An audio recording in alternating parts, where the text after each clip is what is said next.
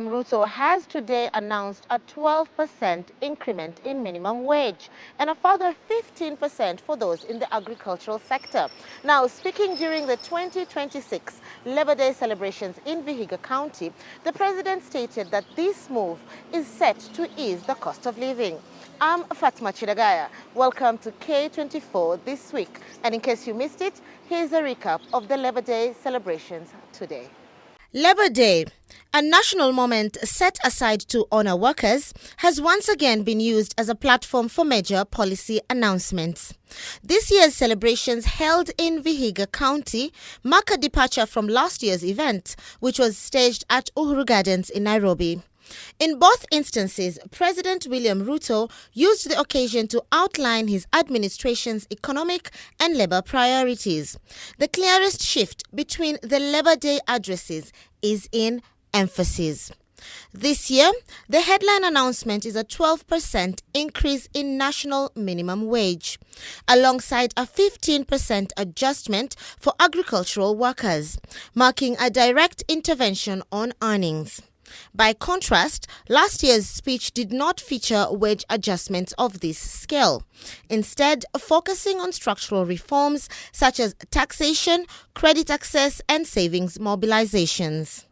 I am pleased to announce a 12% increase in general wages and a 15% increase in agricultural wages to all Kenyan workers. Both 2026 and 2025 carried a central promise of job creation, anchored on a target of 1 million new opportunities. However, while last year leaned heavily on financial reforms such as credit rating systems and savings targets, this year's approach is more employment-focused, structured around kazi kwa ground, kazi mitandaoni, and kazi majuu. This administration has pursued a deliberate and decisive three-pronged strategy to expand opportunities for all. Kazi kwa ground, kazi mitandaoni, and kazi majuu. In all that we do, in every policy we advance, and in every program we implement, one objective remains constant: to unlock opportunity, to empower our people, and to ensure that every Kenyan has a fair chance to work. The focus remains consistent: youth, women, and persons with disabilities. The 1 million jobs target remains unchanged across both years. But last year, the emphasis was on financial systems, credit ratings, savings schemes, and tax reforms. This year shifts towards employment delivery framework, raising a follow-up question. Have last year's financial reforms translated into measurable job creation on the ground? Last year's speech introduced major commitments: SME tax simplification, a 9-band credit rating system, a 1 trillion shilling domestic savings target through NSSF contributions, and expansion of affordable housing into home ownerships. These were structural reforms aimed at reshaping access to finance and ownership. But 1 year on, questions remain about scale and visibility. Has the credit rating system meaningfully expanded access to finance? Has SME tax simplification eased business pressure? Has the savings target translated into real household impact? And has affordable housing moved beyond construction into full ownership at scale? These remain open questions in the public space. This year's messages appears to respond indirectly to these questions.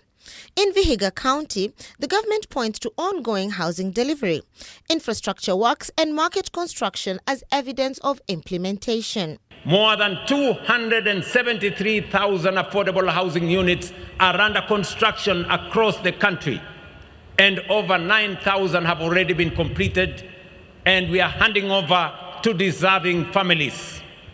I was right here in Vihiga a month ago to hand over the first 200 units of completed housing units right here in Vihiga. Labor rights remain a consistent thread across both years. Last year emphasized union freedoms and international labor commitments. This year introduces a sharper focus on regulation, particularly outsourcing controls and legislative reforms expected before Madaraka Day. Taken together, the two Labor Day addresses reflect a clear evolution. Last year was defined by system design and economic architecture. This year is defined by direct wage intervention and delivery claims. But between the two lies the central editorial question. Which of last year's structural promises have actually translated into measurable change for workers, and which remain works in progress? From Vihiga County under President William Ruto, that question now sits at the center of the Labor Day conversations. Fatma Chidagaya, K24. All right, now still on matters Labor Day, the Luhya community leaders are now calling on the Mulembe Nation to focus on supporting President Ruto. The message was evidently clear during today's Labor Day celebrations in Vihiga County.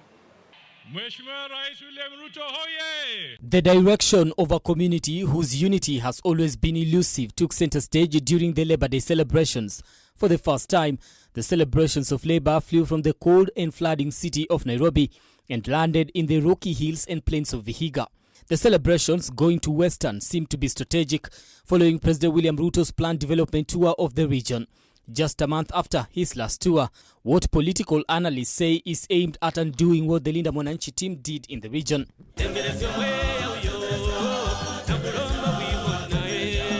Going against the protocol and for the show of solidarity, the mic was open for the topmost leaders of the Western region. We can assure you, as a community, we are with you and we will continue to be with you 2027. Hapa ni two-term. Hiyo ndio tunachikia. Rais Ruto oye! Rais Ruto oye! Arambe! Arambe! The first one to speak directly to the community in a language they understand was Francis Atuoli, who called on the region to not look further for the leader of the community, pointing at the podium, indicating their leaders were right there.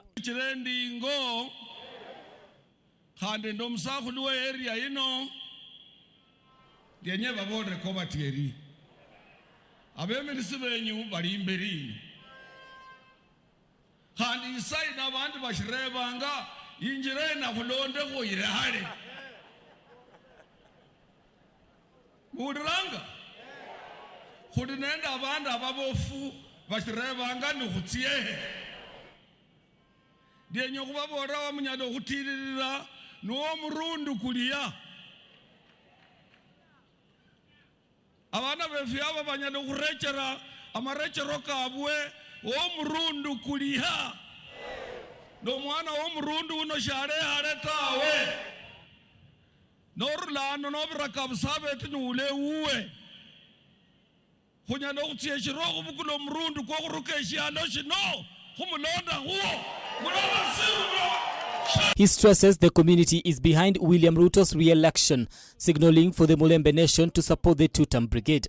Serikali hiye kulimona mawaziri kane ama permanent secretary zaidi ya 10 abakongo betu parastatal bossi bali muserikali hiyo abandu bali nende sauti kuli muserikali hiyo fwenzi kuli muo kuli nende pao muserikali hiyo abakwe benyu barebange pao fwe kuli nende pao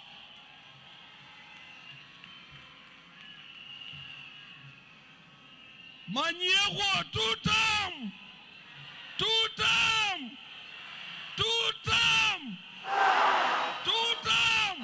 For me, I am sure it is two-term. I want us to be sure it is two-term. Is it two-term? Is it two-term? So, kile sasa nataka tuzungumuzie is not the aspect of two-term. It is now the margin of that two-term. The message was clear from speaker to speaker, rallying the region behind the Ruto-led administration was part of the agenda on the day of celebrating the worker. Niliwaonyesha na tukawaonyesha barabara kwa uchaguzi uliopita. Tukasema kwamba tuungane na Mheshimiwa William Ruto atapata tikiti ya Wakenya. Niliposema hivyo, watu walifikiri ni mchezo. Yeye ndio rais wa Jamhuri ya Kenya. Na mimi nataka nirudie kwa ndugu na dada ambao mnanisikiza katika eneo hii. Barabara ni hiyo hiyo. 2027 ni William Samoei Ruto.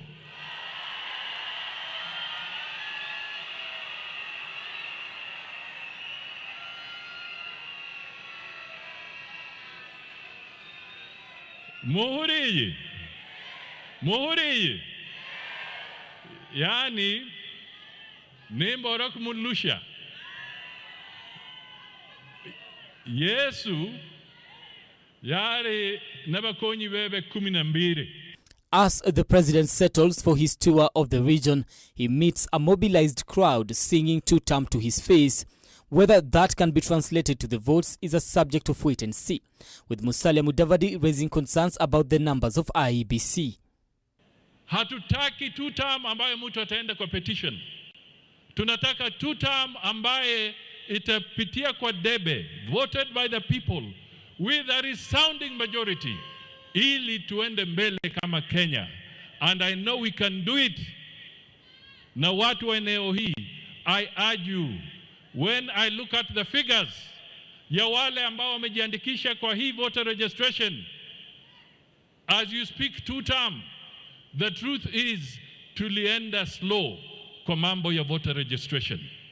Now, the Judicial Service Commission has appointed Court of Appeal Judge Mohammed Warsame to join the Supreme Bench following a rigorous interview process this week. Here's that story. The Judicial Service Commission Selection and Appointment Committee has nominated Court of Appeal Judge Mohammed Warsame as the new judge of the High Court. Warsame emerged from a list of 5 shortlisted candidates who had applied for the position. His appointment now awaits formal approval.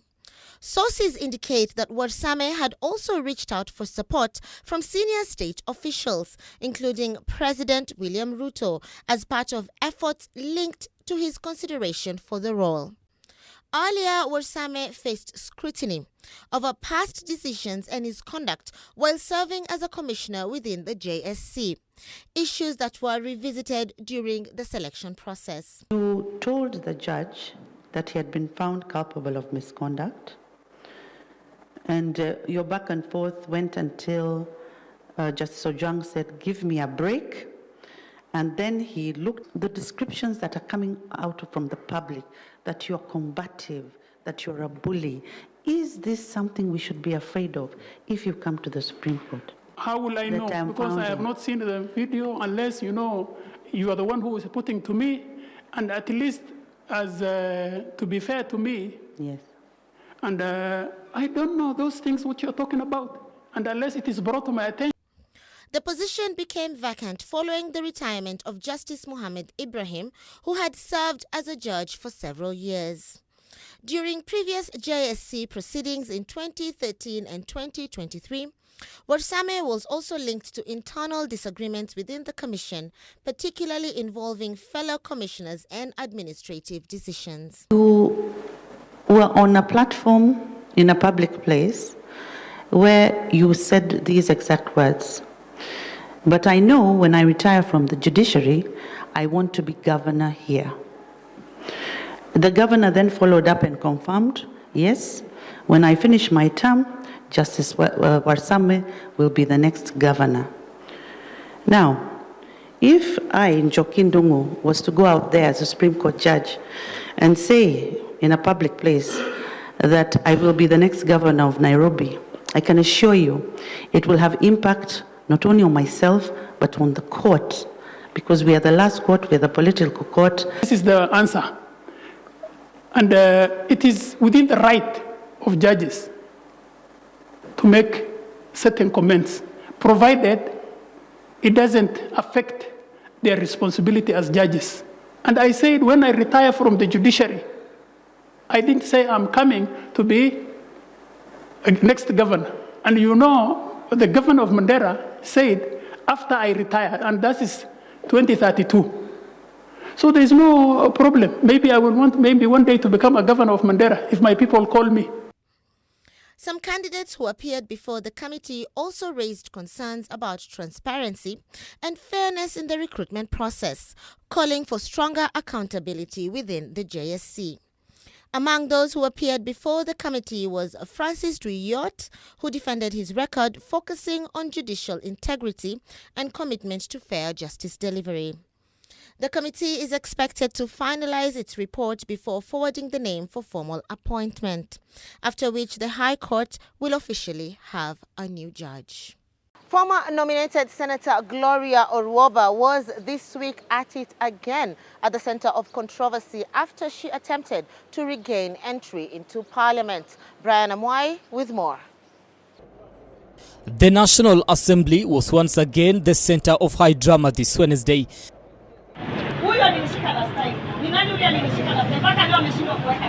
Which obstruction? I am at my workplace. Who am I? You are obstructing me. Former nominated Senator Gloria Orwoba was arrested at Parliament buildings while attempting to access the Senate chambers following a court ruling that reinstated her as a member of the United Democratic Alliance. Orwoba drove to the premises to report for duty, citing her legal reinstatement. However, upon arrival at the gate, she was met with resistance and declared persona non grata. Am I on the road? I am not on the road. I am at the Senate. Despite her pleas to be allowed entry, she was eventually whisked away by 6 female officers, while her white Land Cruiser was towed from the entrance. This, however, is not the first time the embattled politician has clashed with law enforcement at the legislative gates.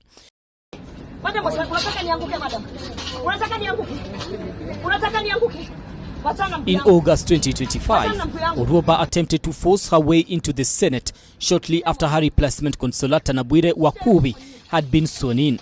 At the time, Orwoba argued that her removal was illegal and maintained that Senate proceedings were unconstitutional as long as her replacement remained in office. Her persistent attempts to reclaim her seat follow a significant ruling by the Political Parties Disputes Tribunal, which overturned her expulsion from the UDA party.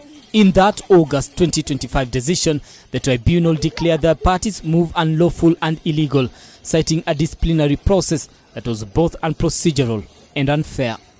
The tribunal directed the UDA to reverse all steps taken towards her removal, effectively reinstating her status as a party member. The conflict began in May 2025 when the UDA expelled Orwoba for what they termed gross misconduct and actions damaging to the party's image. Secretary General Hassan Omar stated at the time that the National Executive Committee had unanimously approved the expulsion based on recommendations from the disciplinary committee. Following that expulsion, Senate Speaker Amason Kingi declared the seat vacant, which paved the way for Wakwabubi's nomination, a move that remains the focal point of Orwoba's ongoing legal and physical protests. And in our feel-good story, the youth today are the focus when it comes to empowerment and job creation. So let's move over to Kiambu County in a developing story regarding the youth and job opportunities. The sun shone brightly over Kiambu National Polytechnic this week as a new chapter began for the Kenya's youth. With excitement, they welcomed Madam Rim Alaba, the Minister for Economic Cooperation and Development.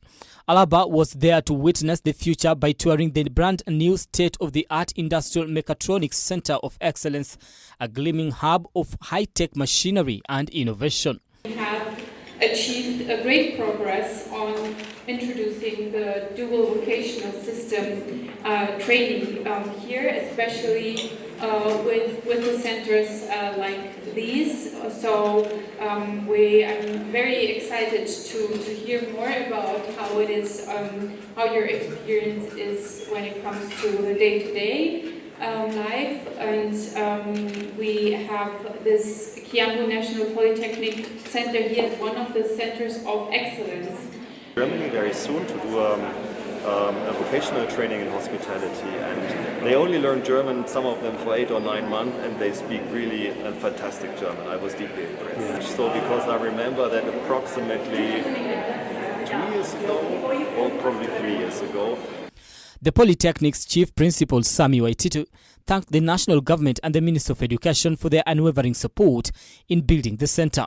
He spoke of a simple, powerful goal to end youth unemployment by giving students industry-ready skills and hands-on experience through industrial attachments. Minister for Economic Cooperation and Development, Madam Alabari Radovan, and we have had a good time with her.